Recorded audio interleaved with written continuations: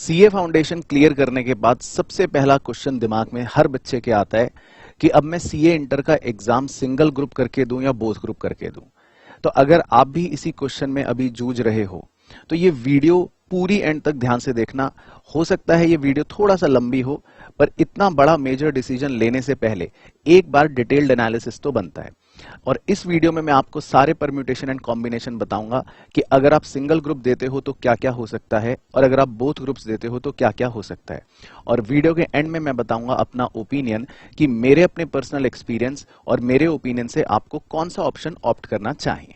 तो जो अब हम डिस्कशन करेंगे बच्चों, तो वो किसी भी अटेम्प्ट के लिए एप्लीकेबल रह सकता है, पर हम सिंप्लिसिटी के लिए मान लेते हैं जितने भी स्टूडेंट्स ने अपने जून 2022 में फाउंडेशन के एग्जाम को क्लियर कर लिया है, अब वो अपने सीए इंटर का जो नेक्स्ट अटेम्प्ट यानी कि एग्जाम देंगे वो देंगे मई 2023 में।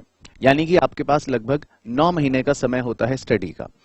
अब अगर आप मई में अपना सीए इंटर का एग्जाम देते हैं तो आपके पास हैं दो ऑप्शंस, या तो आप सिंगल ग्रुप देंगे या बोथ ग्रुप्स देंगे। तो मैंने दोनों में ही दोनों परम्यूटेशंस बना लिए कि अगर आप सिंगल ग्रुप देते हैं तो या तो आप उसमें पास होंगे या फेल होंगे, और अगर आप बोथ ग्रुप्स देते हैं तो या तो आप उसमें पास होंगे या फेल होंगे।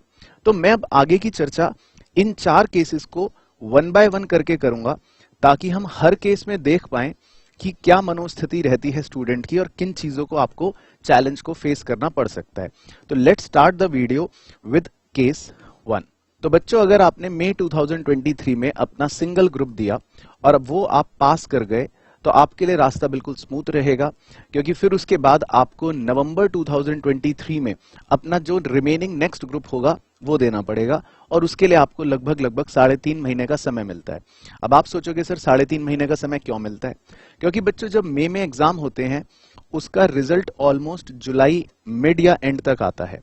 तो टेक्निकली रिजल्ट तक हर कोई बच्चा थोड़ा सा वेट ही करता है, क्योंकि वो एक असमंजस में होता है कि क्या मैं पास करूंगा या नहीं करूंगा। तो मेजरली पढ़ाई जुलाई एंड या जुलाई से आप स्टार्ट करते हो अपने नेक्स्ट ग्रुप की।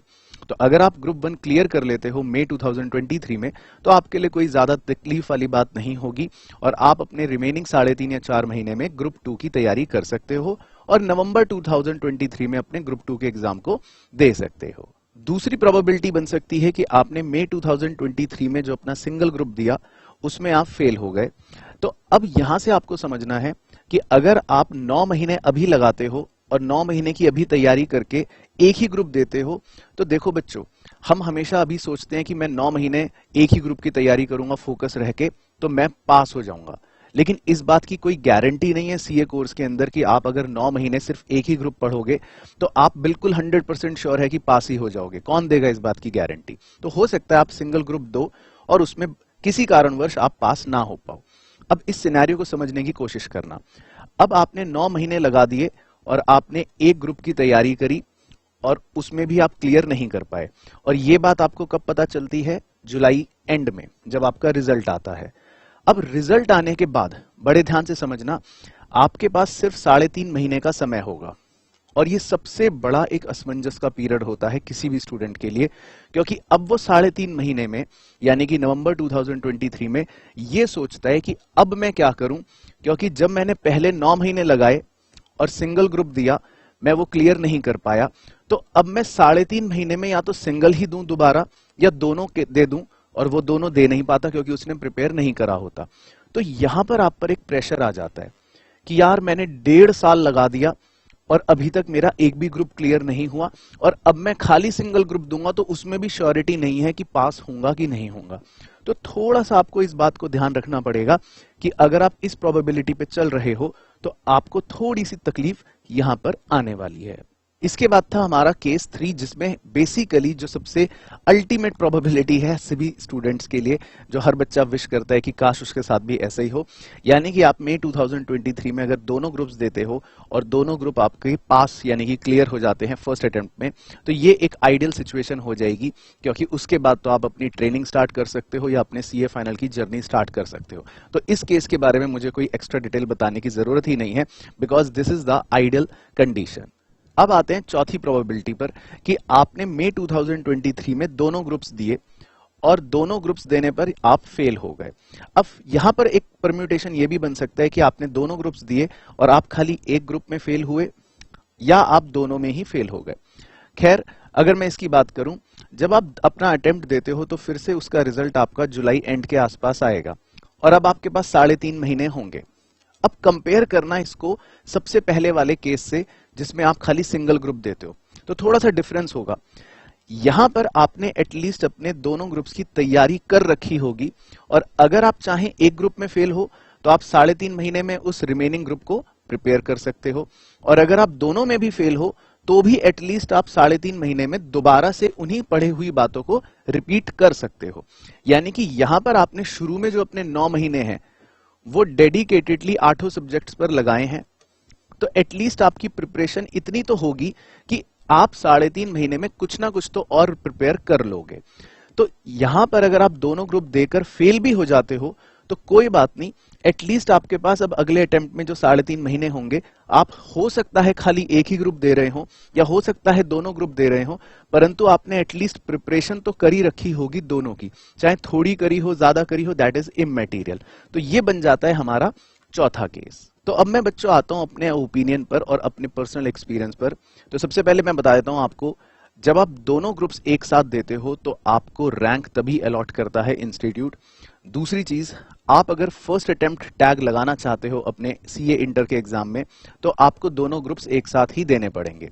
और तीसरी चीज, जिन बच्चों को अगर पता हो, दोनों ग्रुप्स एक साथ देने में आपको सेट ऑफ का बेनिफिट भी मिलता है, जो पर्सनली मेरे साथ भी हुआ था।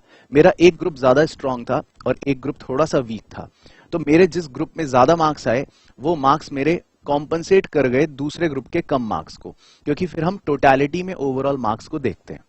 अब मेरे पर्सनल ओपिनियन में मैं आपको बता देता हूं, अगर आप अपना जो पहली बार तैयारी करते हो वो हमेशा दोनों ग्रुप के लिए ही करनी चाहिए। उसका मैं आपको रीजन बताता हूं मेरे हिसाब से। अगेन मैं डिस्क्लेमर दे रहा हूं, ये मेरा पर्सनल ओपिनियन है, ये वेरी कर सकता है स्टूडेंट टू स्टूडेंट, आपकी अपनी प्लानिंग के हिसाब से, आपके अपने सीनियर्स की गाइडेंस के हिसाब से, पर मैंने अपने पर्सनल एक्सपीरियंस से जो भापा मैं वो शेयर करना चाहता हूं।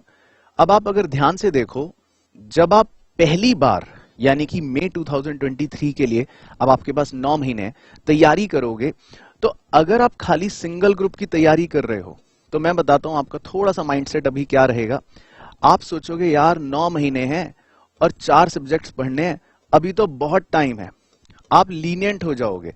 तो शुरू के 2-3 महीने तो आप मस्ती में पक्की बातें निकाल ही दोगे, और फिर वो लास्ट के बचेंगे आपके पास 4-5 महीने, तो उसमें मजबूरन आप एक ही ग्रुप की तैयारी करते रहोगे। और इस बात की भी क्या श्योरिटी है कि आप 9 महीने तैयारी करके चारों सब्जेक्ट्स का एक ग्रुप क्लियर कर ही लोगे? इस बात की क्या गारंटी है?